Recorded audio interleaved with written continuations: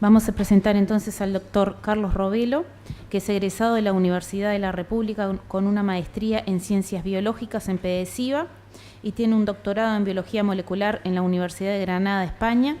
Sus áreas de actuación son Medicina Básica, Bioquímica y Biología Molecular, Parasitología Molecular y Genómica Funcional. Actualmente se desempeña como responsable de la Unidad de Biología Molecular del Instituto Pasteur. Y nos va a presentar entonces la charla titulada Generación de nuevas herramientas para el control de Neospora caninum a partir de un enfoque epidemiológico y genómico. Bueno, buenos días, muchísimas gracias a América Mederos y a Franklin Riet por la invitación y felicitaciones por organizar este tipo de eventos multidisciplinarios que tanto aprendemos. Por suerte, Cristina, yo ya sabía que había toda una parte previa de Neospora que no iba a hablar, porque como tuve la suerte que estuviera Cristina primero, que ya aprovecho para saludarte.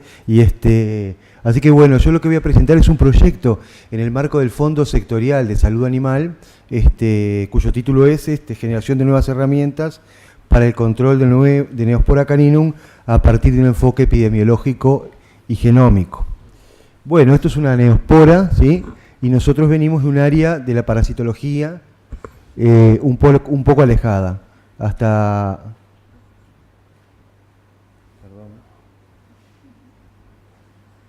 ¿No se ve o no lo veo yo? No se ve, ¿no? Bueno. ¿Puede ser que no funcione? Ahí está. Ahí lo vi. Ahí está. Venimos del área de los tripanosomátidos, así que son protozoarios, pero son bien distintos, así que tuvimos que aprender bastante de los apicomplexa. Pero además, dentro de los apicomplexa, los coccidia son bastante diferentes del resto, así que bueno, fue un aprendizaje todo este tiempo, pero lo interesante es que los métodos de cultivo y los métodos moleculares, son bastante similares de los que trabajábamos con Trypanosoma cruzi. Así que bueno, hicimos una conversión y ahora estamos muy entusiasmados con este parásito. Lo primero que hicimos fue comprar cepas referencia, cultivarlas en el laboratorio, extraer ADN, caracterizar las proteínas, el perfil antigénico, etc. La cepa Liverpool, ¿sí?, que fue la primera que se aisló, y la cepa Illinois, NS1, ¿sí?, de Estados Unidos. Así que entonces teníamos dos cepas, digamos que del norte, del hemisferio norte. Por otro lado, para llevar adelante este trabajo se conformó un equipo multidisciplinario que es bien enriquecedor, esto del trabajo en equipo, porque principalmente participantes de INIA La Estanzuela, del Instituto Clemente Estable, de la Facultad de Veterinaria y del Instituto Pasteur, fuimos los principales actores del trabajo. Así que lo que voy a mostrar es un trabajo que no es de mi laboratorio, sino un trabajo que requirió, ¿sí?, de muchos participantes nacionales. Y pongo el ciclo, que seguramente todos lo conocen y ya lo mostró muy bien Cristina, porque lo que quisimos incluir también fue el tema de lo que es la vida silvestre o salvaje, es decir, qué pasaba con la fauna silvestre y los reservorios de Neospora caninum. Eso fue un poco la idea. Así que entonces hay una parte de la que yo no voy a hablar, que la lleva adelante el Clemente Estable, Susana González y Natalia Maniza, hace su tesis en esto, que están estudiando zorros, tejidos de zorros, materias fecales de zorros y la eventual presencia de Neospora caninum como uno de los posibles interactores entre lo que es lo doméstico y lo salvaje. Así que esos resultados no los voy a presentar, pero quería rescatarlos. Cuando nosotros empezamos con este trabajo, los datos que teníamos de la literatura, de lo que estaba publicado, eran básicamente los datos que ya habló Cristina con respecto a la prevalencia, que era una importante prevalencia, tanto en ganado de carne como en ganado de leche. Eso era un poco con lo que comenzábamos más el trabajo a nivel internacional. Y los objetivos de nuestro estudio, de nuestro proyecto grande, no de nuestro laboratorio, sino del proyecto grande, eran estudios epidemiológicos de Neospora caninum, aislamiento y caracterización de cepas de Neospora caninum circulantes en Uruguay y determinar el rol de zorros y cánidos silvestres en el ciclo de vida de Neospora caninum. Entonces, de esta parte no voy a hablar de estas dos y sobre todo me voy a detener en el punto 2. Cuando esto comenzó, así, perfecto. Cuando esto, me parece que no se escucha, entonces me acerco, pues, ¿está bien? Cuando esto comenzó, no había muchos aislados, ahora hay bastantes más aislados, pero el desafío más grande en ese momento era generar aislados uruguayos. De hecho, tuvimos asesoramiento del grupo de Prandomur, que habían hecho aislados en Argentina, ¿sí? Porque tenía sus trucos y sus cuestiones. Así que entonces tuvimos que comprar unos ratones especiales que son knockout en interferón gamma y generar un circuito que yo me voy a detener porque yo quiero resaltar lo importante que es trabajar en equipo. Es decir, no hubiera sido posible si no hubiera habido esta red coordinada tener estos aislados. Y estos aislados nos están enseñando que es muy distinto lo que hay en el norte que lo que hay en el sur. Básicamente ese es el mensaje grande. La importancia de aislar y ver lo que tenemos es ver si realmente es tan parecido a lo del norte. Y eso se aplica a todo, se aplica a la salud humana también. Es decir, usamos las estadísticas del norte, los datos del norte, pero no sabemos qué pasa acá. O sea, eso es un poco el cambio de paradigma que intenta este proyecto, entre otros. Entonces, acá voy a mostrar dos integrantes del equipo de trabajo, que son José Piaggio y Valentina Macchi, que está haciendo su tesis de maestría, muestran en sus estudios, en otro proyecto, pero que converge o interactúa con el nuestro, que la prevalencia de Neospora caninum desde aquellos trabajos que ya mostró Cristina Easton, ¿sí?, no cambió mucho, sigue siendo un problema de salud importante. Eso es un punto importante. Entonces, estos son los datos recogidos. Acá no trabajamos nosotros, pero sí parte del equipo, ¿sí?, por Valentina Macchi, bajo la dirección de Pepe Piaggio. Por otro lado, el grupo de La Estanzuela, ¿sí?, generado por el grupo de salud animal de INEA La Estanzuela, generó estos datos, ¿sí?, vinculados a abortos por causa infecciosa y la relevancia de Neospora caninum en esos abortos. Como se puede ver aquí, ¿sí?, Neospora caninum es el patógeno, ¿sí?, más relevante dentro de los abortos. Y estos trabajos son tesis de doctorado que están siendo llevadas adelante en Colonia, en La Estanzuela. Entonces, por otro lado, ¿sí?, y ahora es donde yo me voy a detener, tuvimos que establecer la red, el esquema de trabajo para poder generar aislados, porque era a mucho riesgo el proyecto, en el sentido de que era muy difícil tener aislados y nosotros decíamos que íbamos a obtenerlos. Por supuesto que teníamos un plan B y era usar aislados de Argentina o de Brasil, en todo caso. Entonces lo que se hizo fue esto, que yo lo quiero... ¿Ustedes no me pueden dar un micrófono de estos de...? Perdón. Voy a cambiar de modelo. Entonces lo que se hizo fue lo siguiente. Hicimos una coordinación con el Tambo de La Estanzuela, con el grupo de salud animal de La Estanzuela también, ¿sí?, en donde, en primer lugar, hacíamos estudios de ELISA y veíamos qué vacas de las preñadas eran positivas. Esas vacas positivas de las preñadas, entonces, iban a ser monitoreadas y cuando parieran, antes, ¿sí?, del amamantamiento, íbamos a hacer un estudio del ternero que nacía y a partir de ahí intentar hacer los aislados. Como ven, eso requirió... esto es una nota que quiero decir también. Nosotros hacíamos ELISAs dobles. Unos ELISAs se hacían por un kit en La Estanzuela y otros con otro kit en el Instituto Pasteur de Montevideo. Y teníamos resultados diferentes. Teníamos positivos de un lado que eran negativos del otro, utilizando dos tipos de kits comerciales. Y aquí vuelvo al tema de que los antígenos que se están poniendo en estos kits son antígenos de aislados de otro momento. Ah, tiene el problema la cámara. Perdón. Igual me escuchan. Está bien. Entonces, esto lo voy a retomar. Los ELISA, ¿sí?, daban resultados diferentes.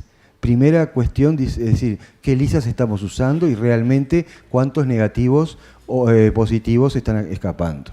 Bueno, a partir de ahí se hacía el seguimiento, se identificaban los seropositivos y esos seropositivos machos se sacrificaron y entonces lo que se hacía era tomar 3 partes del cerebro, que le vamos a llamar anterior, media y posterior. Esas 3 partes del cerebro que las mandaban a esta agencia central, la íbamos a buscar corriendo y nos volvíamos al laboratorio, con eso se hacía primero PCR. Entonces detectábamos si teníamos Neospora caninum positivo en el cerebro y a partir de ahí eso, por un lado se inyectaba a ratones nocaupa y interferón gamma y por otro lado se cultivaban en células. Y se esperaba hasta que finalmente tenemos hoy 4 aislados uruguayos. O sea que podemos decir que ya tenemos 4 Neosporas caninum en cautiverio, que nacieron en cautiverio, digamos. Entonces tenemos estos 4 aislados que para nosotros fue como un alivio y una alegría. Pero esto implicó que algunos de los integrantes del equipo tuvieron que pasar la noche, porque no se sabe cuándo van a parir, pasar la noche, ¿sí? Se iban rotando y pasaban la noche en el tambo, en la estanzuela, hasta que había una aparición, ¿sí? Y en ese momento se hacía la extracción y se veía si era positivo. O sea, desde el tambero, ¿sí?, hasta el biólogo molecular y el celular, fue todo un trabajo en cadena que para mí es de los que más resalto, y de los que más resalto en este esquema de proyectos que se generó del fondo sectorial. Son proyectos que de alguna manera inducen al trabajo colectivo y tenemos potencialidades para trabajar colectivamente aquí. Entonces,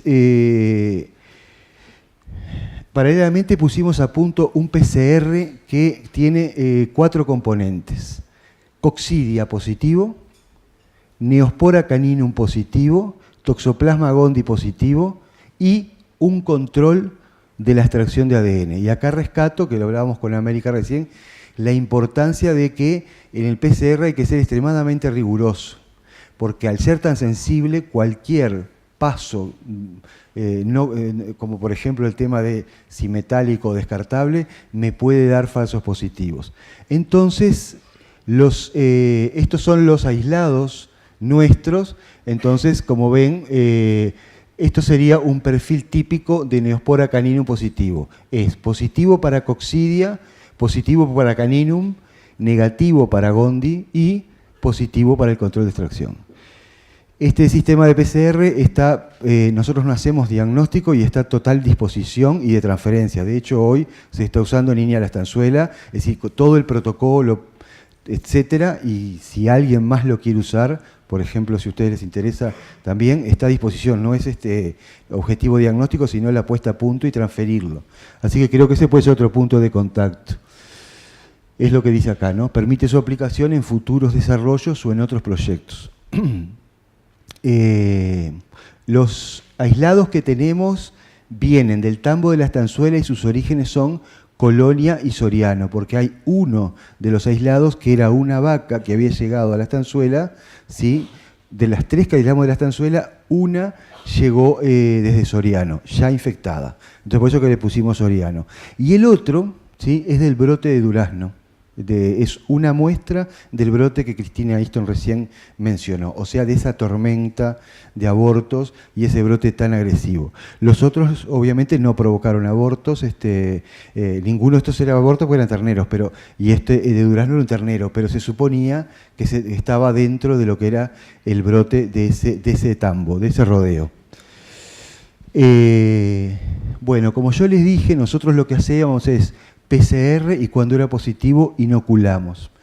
Entonces, fíjense, este es el aislado 1, el 2, el 3 y el 4. Entonces, por ejemplo, en el aislado 1, ¿sí?, el 2 que da positivo, ¿sí?, luego genera infección, o sea, el sector 2 del cerebro se infecta a interferón gamma knockout, genera infección, a los 34 días genera signos de neosporosis, que son signos de trastornos en el tren trasero y algún otro trastorno neurológico donde decíamos, bueno, este ratoncito se enfermó a los 34 días. Luego, en el caso del 2, donde anterior, medio, posterior, sangre y líquido cefalorraquídeo dieron positivo, ¿sí?, recién a los 50 días comenzó a generar signos en los ratones, el 3 a los 34 días y el 4, el que venía del brote de durazno, ya a los 15 días. O sea que esto daba una pista que había una correlación entre lo que se veía a nivel de la clínica y a nivel del modelo ratón. Y bueno, y finalmente lo que hicimos fue aislarlos, pasarlos a cultivo celular y ahora los tenemos en ratón y también en cultivo. O sea que eso permite la producción a gran escala. Así que bueno, esto es lo que, si bien no es los resultados grandes, esto nos dejó bastante contentos y ahí estamos ya terminando el trabajo de URU 1 a 4. Entonces empezamos a caracterizarlos del punto de vista molecular. Esta es una foto de los uruguayos, este es URU1, ¿sí? Que están teñidos es una inmunofluorescencia, lo que se ve acá es el núcleo de la célula infectada y acá se ven las neosporas estas orientales, ¿sí? Por inmunofluorescencia, y acá se ve un corte, un corte histológico hecho por Federico Giannitti, ¿sí? Donde se muestra uno de los quistes en ratón, en nuestro modelo ratón con las neosporas. Luego hicimos un estudio, vamos a hacerlo sencillo esta tabla, simplemente quiero la panorámica. Una manera de estudiar genéticamente a estos organismos es lo que ustedes mencionaron de los microsatélites. Entonces dijimos, ¿cómo son genéticamente comparados con las cepas de referencia? Y para eso hay un conjunto de microsatélites que para la gente que no está familiarizada simplemente son marcadores, ¿sí? Genéticos. Entonces, por ejemplo, este MS4 es un microsatélite 4 y acá en este punto tiene el 11 y el otro tiene el 14 y el otro tiene el 11, 13, 14. O sea que yo le asigno a cada uno un número y cuando le asigno a cada uno un número, entonces puedo compararlo con otros. Entonces la primera comparación que se muestra acá es con las cepas de Argentina y de Brasil. Estos son microsatélites que ya estaban hechos y publicados, entonces lo que hizo Andrés, porque gran parte, me olvidé decir, es el trabajo de doctorado de Andrés Cabrera, así que luego si hay preguntas las va a contestar él. Entonces lo que hicimos fue caracterizar los microsatélites y vemos que, si logro que... Bueno, los 4 de arriba que son Uruguay, lo que podemos ver es que son diferentes también de los de Argentina y de los de Brasil. En particular hay uno, el URU2, que es bastante distinto del resto. Bastante distinto del resto. URU1, 3 y 4. Para resumir, del punto de vista genético, ¿sí? Existen diferencias ya con Argentina y con Brasil. Lo que hacemos acá es un análisis de componentes principales. Simplemente aplicar un método estadístico que me diga, así, al barrer, decime, ¿quiénes se parecen a quiénes? Básicamente eso. Y lo que me cae, los aislados 1, 4 y 3, que están en el grupo de la izquierda, ¿sí? Me caen en el grupo de la izquierda, y el aislado 2 en el grupo de la derecha. Así que hay una correlación con los marcadores genéticos. O sea, unos en la izquierda, es decir, y Argentina está dividido en 2 y Brasil cae todo de aquel lado. Es como que fueran más homogéneas las poblaciones de neospora que hay en Brasil. Entonces quisimos ir un poco más lejos y lo que hicimos fue preguntarnos, ¿qué pasa a nivel mundial? Entonces bajamos, ¿sí?, datos que se ven ahí de Argentina, Brasil, China, Gran Bretaña, etcétera, Escocia, lo que fuera, y encontramos, y esto no estaba descrito, que en realidad neospora, del punto de vista genético, se puede dividir en 6 grandes grupos. Acá hay otro elemento para pensar en el tema del diagnóstico. Si hay 6 grupos de neospora, entonces al momento del diagnóstico quizás hay que ver cuáles son las diferencias si yo quiero hacer un kit diagnóstico o un método diagnóstico que de alguna manera sea universal, o por lo menos utilizar aquellos grupos que son los que se distribuyen en Uruguay. No sé si se entiende o en la región. El mensaje es ese, tipo, no es hacer la genética simplemente para ver qué da, sino para ver cómo luego aplicarla, porque el final de este proyecto es generación de herramientas de desarrollo para diagnóstico y para vacuna. O sea que eso es un poco la idea. Lo que muestro, estoy sin el puntero, pero no me funciona el puntero, pero lo que se muestra es que URU2 está allá arriba, cae con un grupito allá arriba, y URU3 cae acá abajo. ¿sí?, dentro de esos grupos. Y lo que muestra el mapa, el de abajo, es cómo se distribuye cada grupo en distintas regiones. Este es un trabajo de... muchísimas gracias. Este es un trabajo que bueno, que ahora, esto va a ir también en este trabajo que estamos culminando. Como ven, hay un aporte extra que no estaba en los planes y es la variabilidad genética general de Neospora. Ahora, la pregunta siguiente fue, ¿esta variabilidad genética tiene una correlación desde el punto de vista funcional? Y para ello lo que hacemos son estudios de infectividad. ¿Hay cepas más o menos virulentas? Entonces resulta que, primero hacemos un estudio de invasión. Lo ponemos sobre las células y esperamos un tiempo y a partir de ahí vemos cuántas entraron. Entonces resulta que URU4, la de durazno, ¿sí?, es poco invasiva, ¿sí?, mientras que la URU3 es más invasiva. Pero luego lo que estudiamos es, una vez que entran, cuánto se replican adentro de la célula. Y resulta que URU4, ¿sí?, similar a URU1, ¿sí?, son bastante invasivas. En teoría uno puede decir, bueno, esto quizá explica lo del brote, pero si me voy para atrás, que ahora lo puedo mostrar, si me voy para atrás, URU4 y URU1 es la de la estanzuela y URU4 la de durazno, son bastante parecidas. Miren, 11-11, 14-14, 15-15, 12-12, 9-9, son la misma. O sea, yo no puedo decir a ciencia cierta son la misma. Entonces, otro mensaje. La genética no explica todo. Pueden haber infecciones sobreagregadas o puede ser que el hacinamiento, como pasa con tuberculosis, le digo hacinamiento, la forma de cría, ¿sí?, sea la que de alguna manera favorezca la transmisión, etcétera. O sea, no solo la transmisión, sino la inmunodepresión, etcétera. O sea que quizás hayan otros elementos fenotípicos o ambientales a tener en cuenta cuando están estos brotes. O sea que si bien venimos del lado de la genética y de lo molecular, tenemos claro que eso no es la explicación de todo. Finalmente, lo que voy a mostrar para terminar es que estuvimos mirando la capacidad de pasaje de taquizoíto a bradizoíto. El taquizoíto es la forma infectiva y el bradizoíto es la forma latente, digamos, que puede luego enquistarse y es el que queda en el cerebro y en otros tipos. Y también encontramos diferencias entre, esto está hecho solo con URU1 y Liverpool, ¿no?, como modelo. Y por otro lado, voy a intentar explicar esto. Esto es un Western blot, es un único Western blot. Lo que ponemos acá es esto. Acá separamos proteínas de Liverpool y acá separamos proteínas de URU1. ¿Está bien? Acá también proteínas de la cepa Liverpool y proteínas de URU1. Entonces lo que tiramos acá son sueros de vacas positivas, ¿sí? Estos son el número el código del suero de una vaca y de otra vaca, y comparamos los perfiles. La pregunta atrás de esto es, ¿los antígenos de Liverpool, es decir, son los mismos que los antígenos de la cepa uruguaya? Y encontramos que el perfil es totalmente distinto, en este caso y en este caso.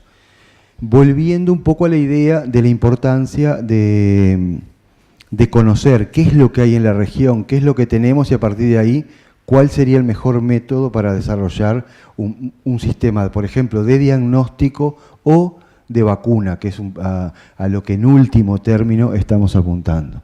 Entonces, se podría decir en el conjunto que el aislamiento permitió ver que los iguales 1 y 4 se comportan diferente del punto de vista, dependiendo en el tambo o rodeo donde estén, donde hay sistemas diferentes de control, etcétera, se comportan diferente, pero aparentemente son los mismos, que hay cepas muy poco virulentas, y eso es una herramienta importante para eventuales vacunas vivas, ¿sí?, experimentales por lo menos, ¿sí?, y otras mucho más virulentas, y ahora podemos tener un paquete con el cual empezar a generar herramientas de este tipo.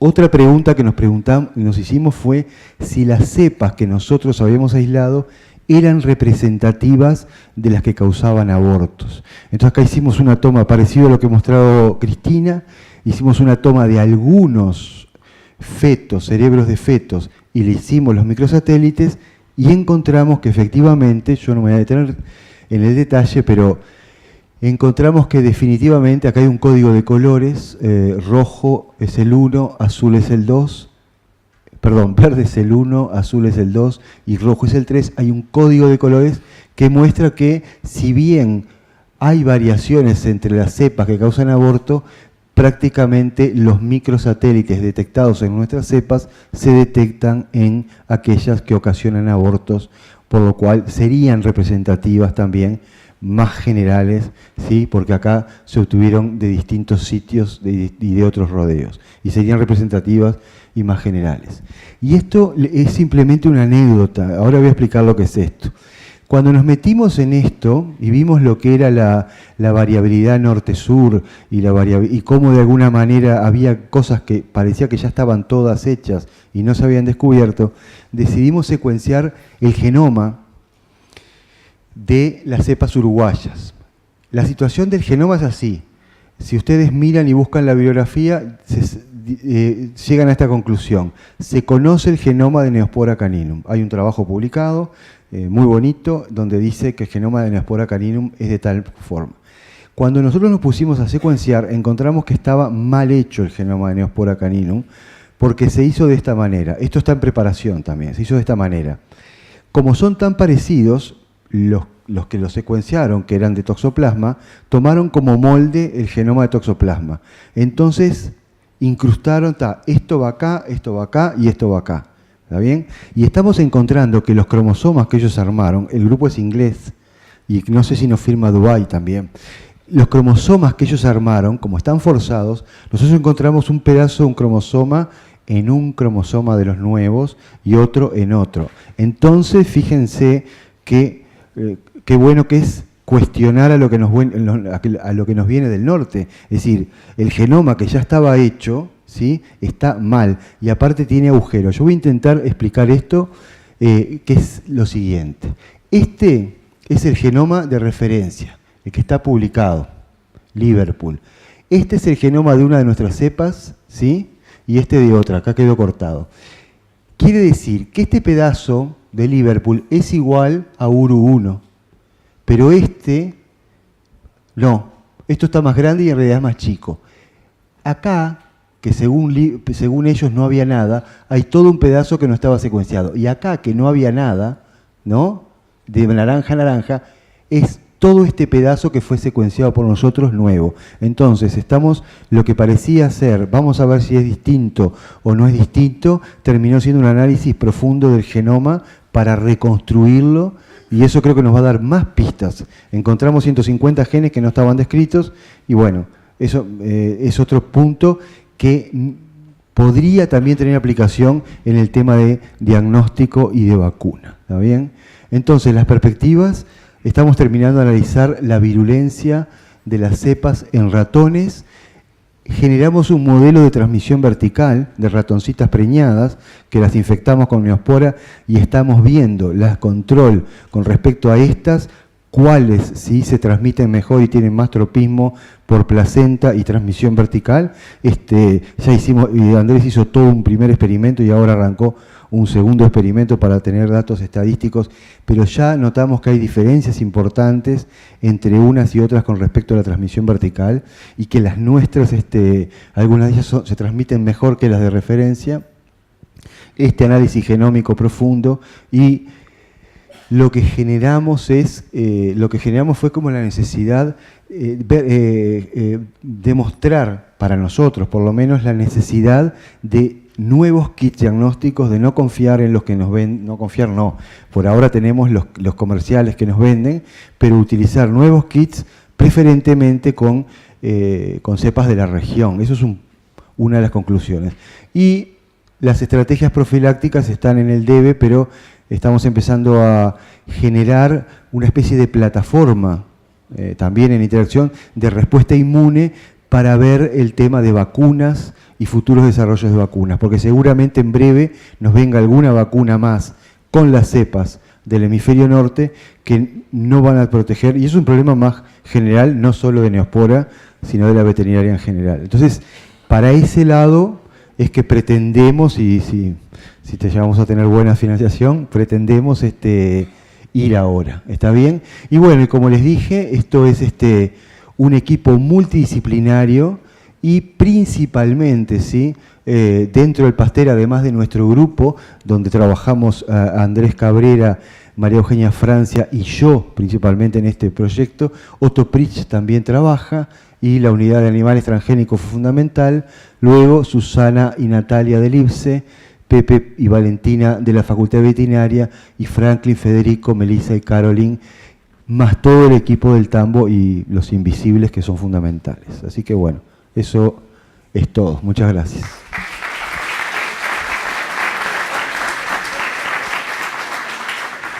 Cambiamos los roles. Bueno, muchísimas gracias, Carlos. La verdad que muy interesante el trabajo que están realizando en esta temática, muy profundo y bueno, que estén descubriendo que habían cosas publicadas por los ingleses que no eran tan así, la verdad que impresionante, muy buen trabajo. No sé si hay preguntas en el auditorio.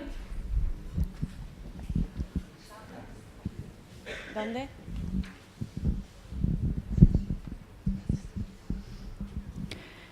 Muchas gracias por la presentación, estuvo muy buena. Yo tengo una pregunta. Ustedes ahora encontraron que la secuenciación estaba incompleta, agregaron genes. ¿Cómo cambia este nuevo hallazgo que ustedes encontraron los resultados previos que tienen en cuanto al árbol filogenético, en cuanto a todos los resultados previos que ustedes basaron en esa cepa Liverpool que asumían que estaba bien secuenciada? No, con respecto al árbol filogenético no cambian, porque esa es otra cosa. Como ahora están como de moda, nosotros las utilizamos, pero están de moda los métodos de secuenciado masivo, etcétera. Se sobrevalora lo que es la genética. En realidad, cuando descubren Neospora, es decir, el que describe Neospora caninum, que pensaban que eran un tipo de toxoplasma, porque es prácticamente indistinguible desde el punto de vista de la microscopía, que era una especie de toxoplasma que en vez de gato humano hacía perro-vaca, vamos a decir así, a lo bruto.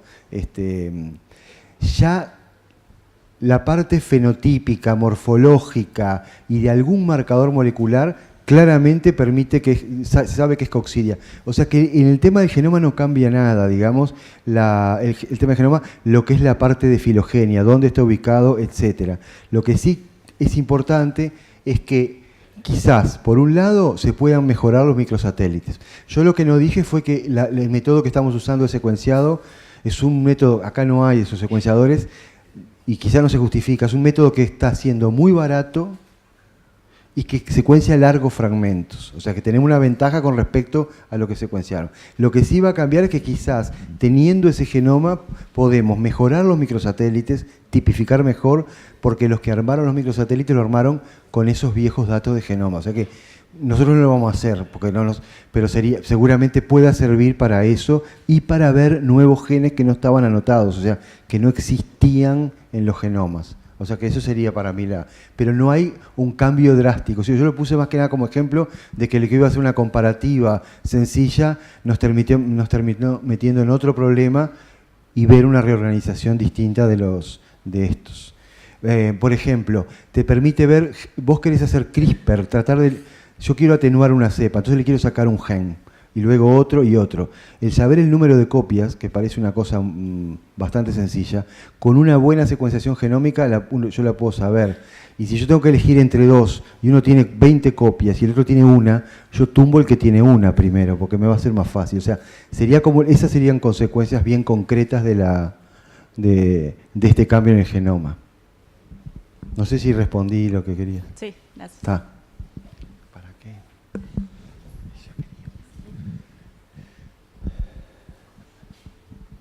Hola. Bueno, primero que nada, excelente lo de la parte de aislamiento y la parte de virulencia. Me parece que está espectacular porque acá no hay nada. Vale. Lo que sí no me queda muy claro es la parte de microsatélites, ¿no? Porque cuando vi que lo tiraste a nivel mundial, una de las cepas nuestras, de los aislados nuestros, que hay en el norte, ¿no? ¿O me equivoco? Sí. Y otra que hay en el sur. Entonces, ¿por qué inhabilitar No, yo no los inhabilito. No inhabilitar, pero sí poner No. en duda No. o la vía... No, Pero capaz que no se entendió por eso el digo. mensaje. No. Pará. Y la otra, sí. así que me contestas de una. Y la otra es que en realidad se asume por la parte de microsatélites que los aislados son distintos a los encontrados en otros lados, porque varían en algunos microsatélites, ¿verdad? Pero por el otro lado, cuando tiramos los aislados contra los encontrados en fetos, si bien varían en varios microsatélites, ahí sí asumes que son iguales. No. Entonces, eso es lo que no me quedó claro. Está bien. No, yo no me quise meter mucho. El tema, a ver, hay varias maneras de analizar esta especie de numerología. Porque yo puedo decir, a ver, 11, 14, 15, 11, 14, 15 son iguales. Es decir, por eso que hicimos lo del análisis de componentes principales. Es decir, el análisis de componentes principales es como que te separa por tendencias estadísticas y no le importa lo que sean. Pueden ser vacas preñadas versus vacas no sé qué, o vacas de Uruguay, Holanda y no sé cuánto, o microsatélites. Entonces, de alguna manera fue como decir, la tendencia es que parece que son 1 y 4 iguales. Bueno, acá en esto sí es obvio, ¿no? 9-1, hasta en tienen igualito, entonces está 1 y 4 iguales, casi iguales, ¿no? Acá no tenemos. Pero yo lo que hago es, saco mi subjetividad y hago un análisis estadístico. Entonces en el análisis estadístico me cae URU 2 acá y me cae el 1, el 4 y el 3. ¿Qué me permite decir esto? Nada más que estos se parecen entre sí y este es distinto. Y está con un grupito acá. No sé qué más. Otro dato. Miren dónde está Illinois y dónde está Liverpool. Están en las puntas, ni siquiera se agrupan con Uruguay y con Argentina. ¿Tá? Están en las puntas, me olvidé decirlo. Entonces, yo no le mostré lo otro. Cuando me vengo a ¿sí? Cuando me vengo a esta es la figura del trabajo. Nosotros tenemos después lo miramos ahí, es decir, hay otra figura donde también están los satélites de los fetos. Es decir, cuando vengo a yo no digo que el 2, acá, está en el brazo 2, y está en el brazo, el 2 está en este brazo, perdón, y estos están en este brazo. ¿Tá? Es decir, los fetos que se le hizo microsatélite, caen acá o acá, no caen en estos. O sea, no es que yo diga, es para olvidarme del sesgo subjetivo, del sesgo no, de lo subjetivo. Entonces lo meto en la bolsa y me discrimina el método estadístico. Entonces con eso yo me salvo de mi subjetividad. Eso es un poco la idea. O sea, no es que diga en uno sí y en otro no, simplemente miro, bueno, son 6 grupos, ¿dónde me caen? ¿Siguen cayendo acá y acá? Bueno, entonces serían representativos, pero no son los mismos. O sea, puede ser que mañana hagamos otro aislado y ese otro aislado sea totalmente distinto. O sea, eso sí. ¿Y era otra pregunta o ya te correspondí? No, después, cuando están comparando fetos contra... bueno, no, pero... Claro, y después cuando...